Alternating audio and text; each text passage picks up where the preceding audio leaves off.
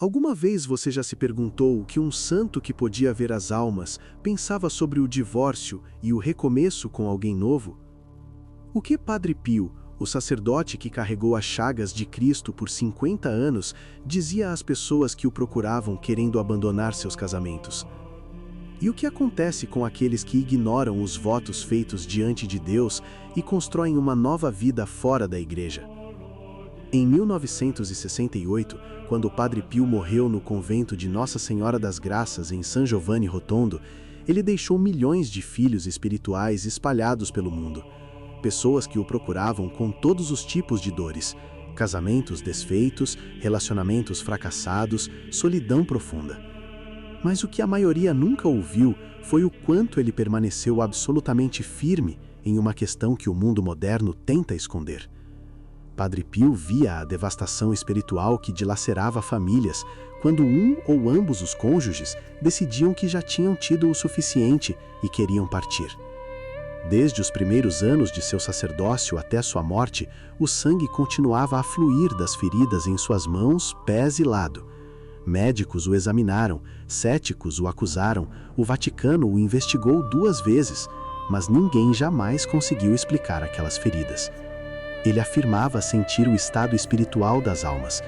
Dizia que o pecado mortal exalava um odor semelhante ao de corpos em decomposição, enquanto almas em estado de graça exalavam perfume e flores.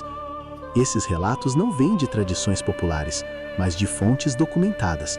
A biografia de Bernard Ruffin, as cartas preservadas no epistolário de San Giovanni Rotondo e os testemunhos do padre Alessio Parente, que conviveu com ele por décadas.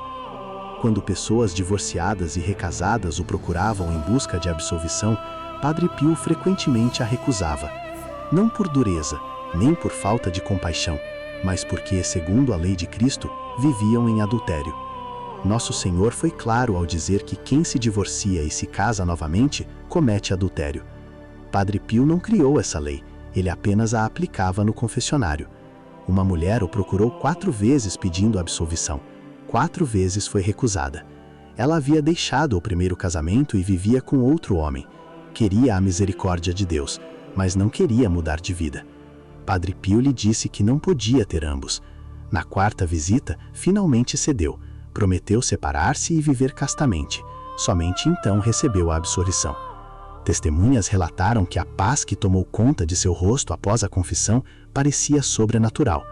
Para Padre Pio, a confissão nunca foi um gesto automático. Exigia arrependimento real, propósito verdadeiro de mudança e decisão concreta de abandonar o pecado. Ele viu o avanço do divórcio moderno, onde casamentos passaram a ser dissolvidos sem culpa, sem responsabilidade, apenas com assinaturas. Viu juízes e advogados prosperarem enquanto lares eram destruídos. E viu a devastação espiritual deixada para trás. Filhos sem referência, mães abandonadas, pais ausentes. Destrua o casamento e você destrói a civilização. Padre Pio ensinava que, quando não fosse possível separar-se por causa dos filhos ou de dependência financeira, o casal deveria viver como irmão e irmã, sem relações íntimas. Esse é o único caminho para voltar a receber os sacramentos. Não era uma opinião pessoal, mas o ensinamento constante da Igreja. Ele fazia uma distinção clara entre divórcio e viuvez. Um viúvo que se casa novamente entra em um matrimônio válido, pois a morte dissolve o vínculo. O divórcio civil, porém, é apenas uma ficção legal. Aos olhos de Deus, o primeiro casamento permanece. Quando alguém se casa novamente enquanto o primeiro cônjuge ainda vive, está tentando ter 2 cônjuges ao mesmo tempo. Isso é adultério. O casamento é o caminho para o céu ou a estrada para a perdição, dependendo de como é vivido. Padre Pio recusava a absolvição a casais que rejeitavam a abertura à vida até que houvesse arrependimento sincero. Ele via claramente a ação do mal tentando destruir as famílias.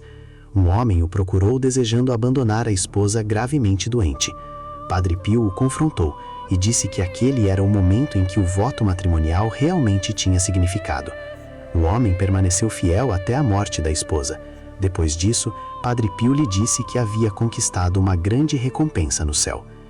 Entre os pertences enterrados com Padre Pio, havia uma pequena fotografia de uma família com 6 filhos. No verso estava escrito: "Obrigado por salvar nosso casamento."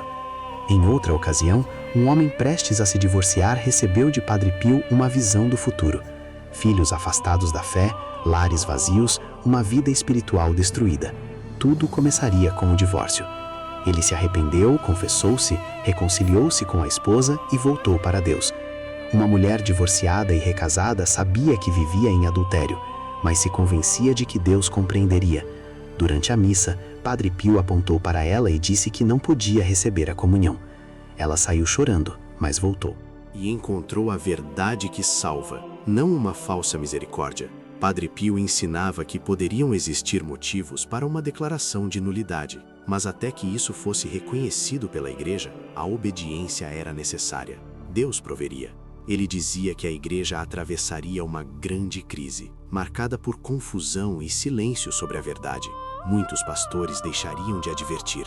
Uma falsa misericórdia se espalharia, mas Deus sempre preservaria um remanescente fiel. A batalha final seria sobre o casamento e a família. Destruam o casamento e destruirão tudo. Mesmo que o mundo inteiro diga o contrário, a verdade não muda. Padre Pio carregou o sofrimento de Cristo pela Igreja e pelas famílias. Divórcio e novo casamento são adultério, a menos que haja arrependimento verdadeiro e mudança de vida. Ele anunciava a verdade e deixava as pessoas escolherem. Muitos escolheram o mundo e encontraram o vazio. Cristo nos chama a tomar a cruz e segui-lo. Essa foi a verdade que Padre Pio viveu e defendeu até o fim. Para ele, converter-se não era algo leve ou sentimental. Converter-se era morrer para o pecado e renascer para Deus todos os dias. Ele repetia que muitos querem o céu, mas poucos aceitam a cruz. Querem as consolações de Deus, mas rejeitam as exigências do Evangelho. Na tradição da Igreja, nunca existiu santidade sem sacrifício. Os santos não foram poupados do sofrimento, foram transformados por ele. Padre Pio ensinava que a dor, quando unida à cruz de Cristo, deixa de ser castigo e se torna redenção. Não porque Deus se alegra com o sofrimento humano, mas porque Cristo o assumiu primeiro. Ele insistia na confissão frequente, não como rotina, mas como batalha espiritual. O pecado mortal rompe a amizade com Deus e somente a graça restaurada no sacramento pode curar a alma. Padre Pio advertia que Deus perdoa sempre, mas o coração fechado não recebe o perdão.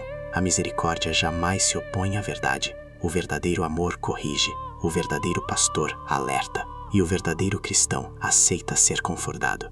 Ele dizia que o maior engano do nosso tempo era acreditar que Deus não leva o pecado a sério.